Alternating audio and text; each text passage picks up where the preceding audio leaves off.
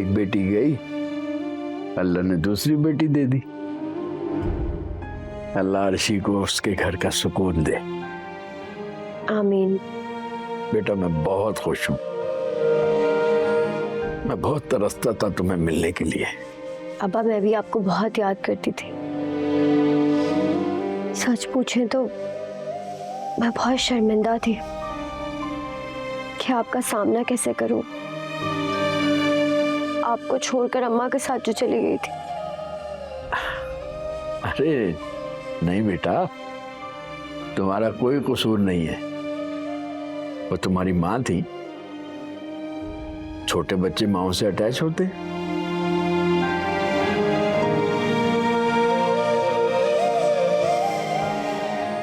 वैसे अब्बा, अल्लाह ताला ने हमें कितना खूबसूरत घर दिया है। बेटा घर तो मकीनों से बनता है।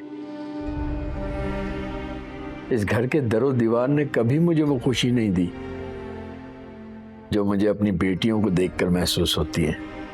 अब्बा इतना अरसा गुजरने के बाद और दर दर की ठोकरें खाने के बाद जिंदगी ने ना मुझे एक चीज सिखा दी है,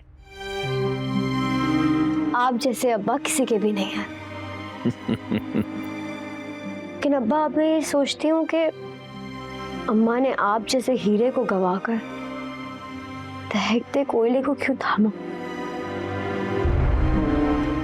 बेटा इंसान को हीरे और कोयले का फर्क वक्त पर समझ आ जाए तो वो कभी खता न खाए। मैं तो हमेशा से कोयला था। तुम्हारी माँ ने मुझे जिंदगी के हर कदम पर मेरी हैसियत दिखाई। ये तो मेरी बेटियों का ज़र्फ है जो मुझे हीरे से तशबीह देती हैं। अब्बा आप जैसा ना कोई है और ना कभी हो सकता है। आप इस दुनिया के सबसे अच्छे अब्बा हैं।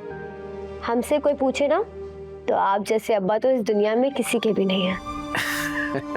मेरी बेटी। अब्बा मैं घर आकर बहुत खुश हूँ। अल्लाह करे हमेशा खुश रहो तुम। मैं भी बहुत खुश हूँ बेटा, बहुत खुश।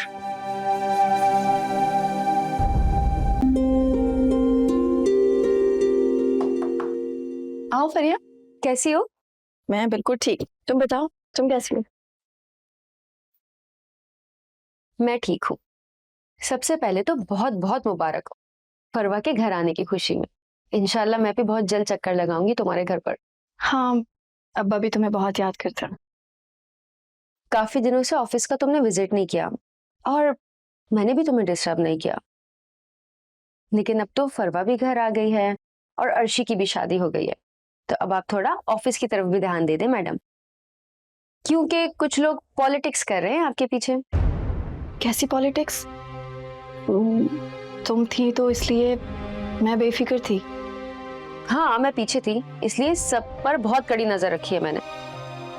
ये जो कामरान साहब है ना, ये सबके दिलों में वसवसे डाल रहे हैं कि आखिर क्यों अस्करी साहब ने तुम्हारे ही नाम ये कंपनी और सारी जायदाद कर दी है। ऐसा हकीकतन तो नहीं होता और कोई इतना सखी भी नहीं होता। फरिया, मैं सबको जवाब देने के लिए तैयार हूँ। बस कुछ फैसले करने हैं, उसके बाद सबको बता दूंगी और तब तक मैं अस्करी साहब को भी बुला लूंगी।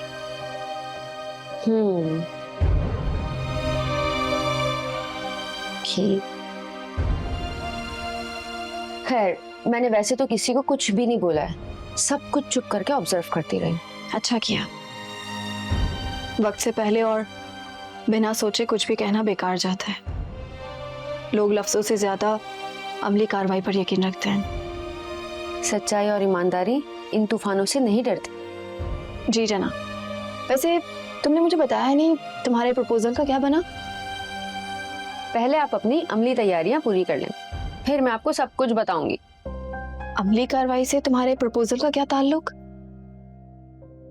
बहुत गहरा ताल्लुक है। प्लीज पहेलियां मत बुझवाओ, बताओ क्या बात है। मेरे लिए कामरान साहब का रिश्ता है। आप खुद ही सोचो, जो शख्स तुम्हारे खिलाफ इतनी साजिशें कर रहा हो, इसको मैं कैसे कबूल कर सकती हूँ? और इसके करीब रहकर मुझे पता चला कि कितनी पेशेंट गोइयां हो रही है बाकी वर्कर्स के बीच में। तुम मेरे खातिर अपना रिश्ता खराब मत करो।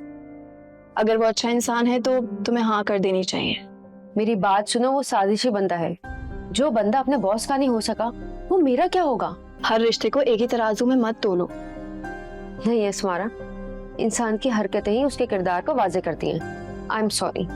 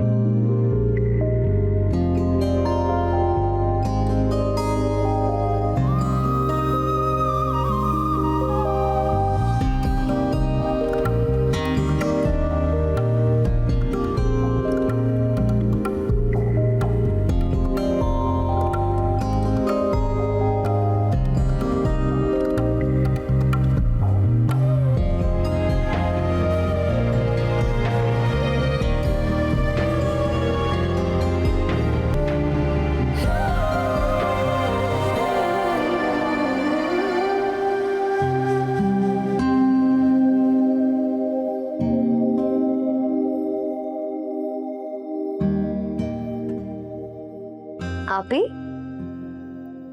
लाए, आप ही मैं आपसे हेल्प करवा देती हूँ प्लीज।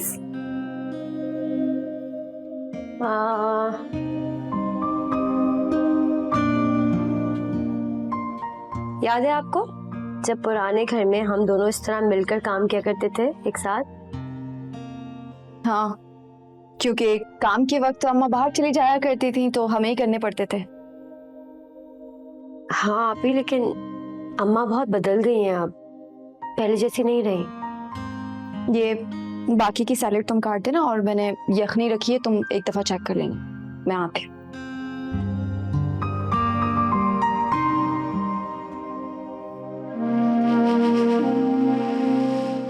इस घर में कोई भी अम्मा की बात ही नहीं करना चाहता, और आप ही तो उनका नाम तक नहीं सुनना चाहते।